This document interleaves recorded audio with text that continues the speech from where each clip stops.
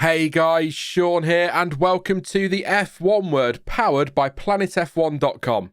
Now at the end of the 2024 season, Lewis Hamilton waved goodbye to Mercedes as he prepared to make the switch to Ferrari for 2025. His exit brought to an end a record-breaking relationship which goes down as statistically the most successful team and driver partnership of all time. But how did we get here and just how successful was their time together? Short answer, very.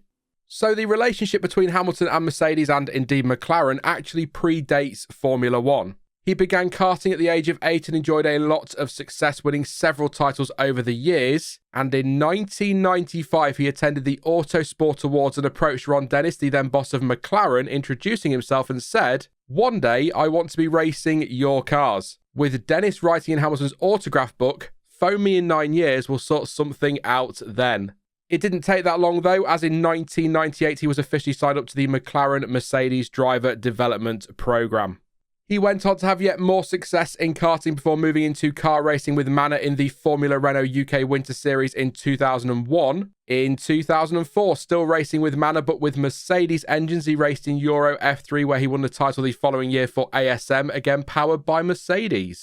Hamilton won the GP2 Series Championship in 2006 before getting his highly anticipated move to McLaren Mercedes for 2007, whereas I'm sure you'll remember he missed out on the title by a single point before going on to win his first World Championship crown the following season. Now, Hamilton did enjoy some success at McLaren in 2009, 2010, 11 and 12, picking up wins along the way, but for several reasons, which included various mistakes and reliability problems, especially in 2011 and 2012, as well as some personal issues, he and the team were never able to recapture that title-winning form of 2008. It was, though, still believed that he would remain with the Woking team going forward, but in the September of 2012, Hamilton stunned the entire Formula One world, well, apart from Eddie Jordan, who had already predicted it was going to happen, by announcing he would be moving to Mercedes for 2013 to replace Michael Schumacher.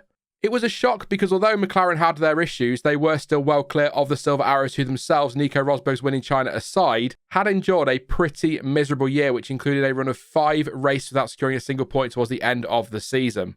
With the benefit, yes, of many years of hindsight, the signs were there with his look of dejection as he walked away from his McLaren in Singapore after a gearbox issue forced him to retire from the lead, perhaps the most obvious one. And a decade on from his decision to switch teams, Hamilton said that he knew if he didn't make the move, he would have regretted it. His first season with Mercedes was not anywhere near as bad as many had feared it would be, as he picked up his first win for the team at the Hungarian Grand Prix, took 5 podiums in total along the way, and finished 4th in the championship as he played his part in helping Mercedes pip Ferrari to P2 in the Constructors by just a handful of points. But 2013 was always earmarked as a bit of a transitional season for the Silver Arrows, with Niki Lauda selling the 2014 project, of course the start of the new turbo hybrid era of regulations, to Hamilton to help persuade the Brit to make the switch from McLaren. So all in all, for a transitional year or a season of development if you like, it was far from the disaster many had predicted. It was, though, a long way away from the success that he was about to enjoy.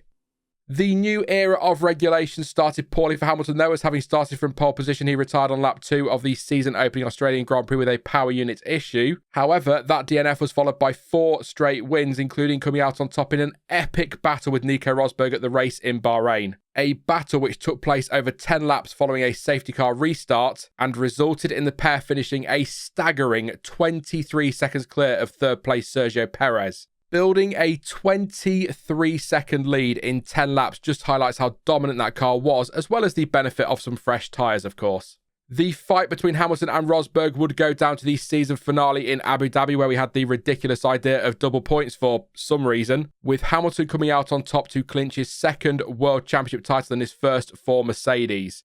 That was just the start, though, for Hamilton as he went on to win the 2015 World Championship with 3 races to spare, but the following season was much tougher for him and his team, with the Brit and his teammate coming to blows on several occasions, most notably in Austria. I say most notably in Austria, Spain was quite a big one as well, of course, and he suffered a number of mechanical issues as well and lost out to Rosberg in Abu Dhabi as the German driver took his one and only title before announcing his retirement from F1 in the days that followed the race at Yas Marina.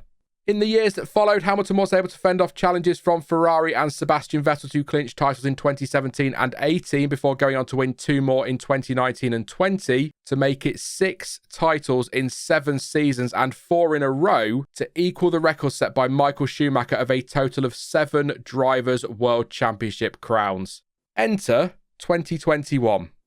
It is a year that is still fresh in the memory of just about every F1 fan for so many different reasons. It was an epic year with some incredible racing as Lewis Hamilton and Max Verstappen went toe-to-toe for the title. The Mercedes driver won 3 of the opening 4 races and looked the early favourite to take the crown. A disappointing weekend in Monaco, though, swung things Verstappen's way, and the Dutchman then went on a run of 3 wins on the bounce after his Baku DNF, and it looked as though it was going to be his season. It all swung again as Hamilton took victory at Silverstone despite a collision with Verstappen which saw the Red Bull crash heavily at Copse, which the Brit got a 10-second time penalty for. Couple that with Verstappen's 9th place finish in Hungary and Hamilton was able to take back the championship lead.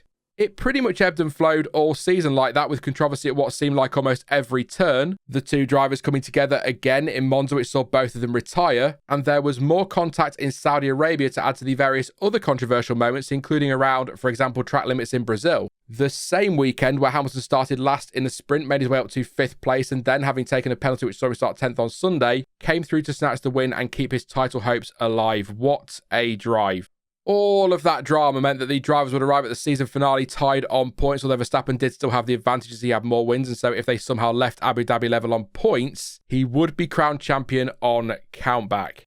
It was, for the most part, a relatively comfortable evening for Hamilton until he came across a hard-fighting Sergio Perez, but once he dispatched the Red Bull, he again looked fairly comfortable and on for the win and that 8th world title. However, after Nicholas Latifi crashed, the safety car was deployed, which allowed Verstappen to make a stop to switch to soft tyres. But it still looked as though Hamilton was on for the win, as it was expected the safety car would stay out until the end. But as I'm sure you're all probably aware by now, that wasn't the case, and we were given a 1-lap shootout for the crown, with Verstappen making, to be fair, a cracking move up the inside of Hamilton at turn 5 to snatch it away and take his first of to date 4 championship titles.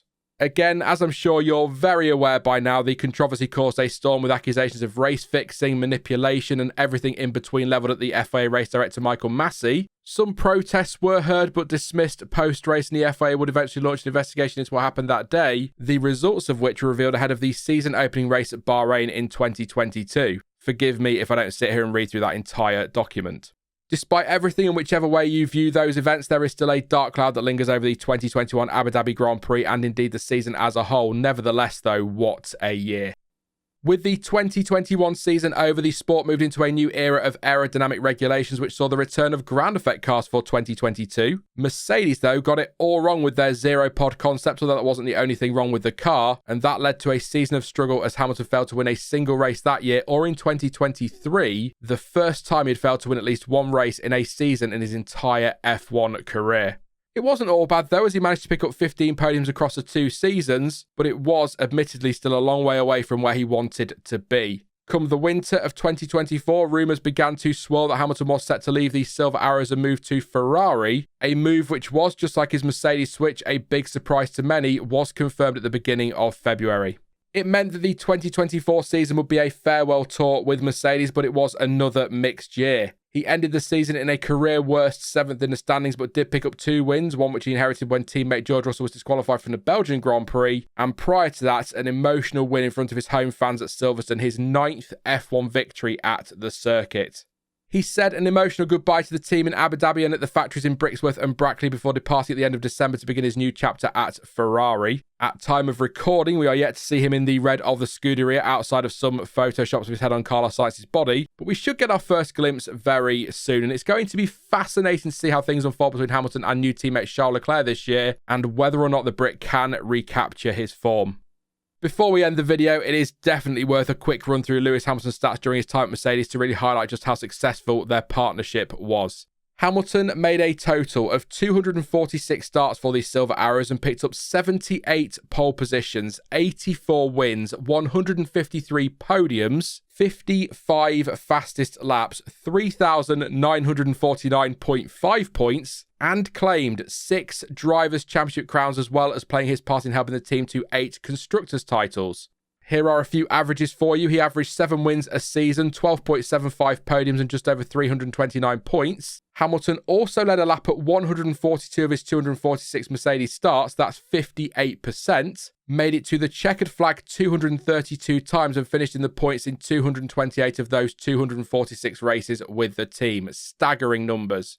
So, as I said at the top of the video, statistically it is the most successful driver and team pairing of all time, but is it the greatest of all time? Well, the answer to that is somewhat subjective, it's got to be said. Many will argue that it clearly is and the numbers don't lie, whereas others may say that Michael Schumacher and Ferrari take that honour, given that the German driver helped to build the team from also-rans to the dominant force it became. But that is a story for another day. That is it for this one then, but let me know down in the comment section what you think the greatest driver and team pairing of all time is. Do you believe it is Hamilton and Mercedes, or Schumacher and Ferrari, or perhaps a totally different partnership altogether? Maybe, I don't know, Robert Dornbos and Minardi, for example. Why not? And for the latest Formula One news and reaction, head on over to planetf1.com. But as ever, thank you for watching. I've been Sean, this has been the F1 Word, and until next time, goodbye.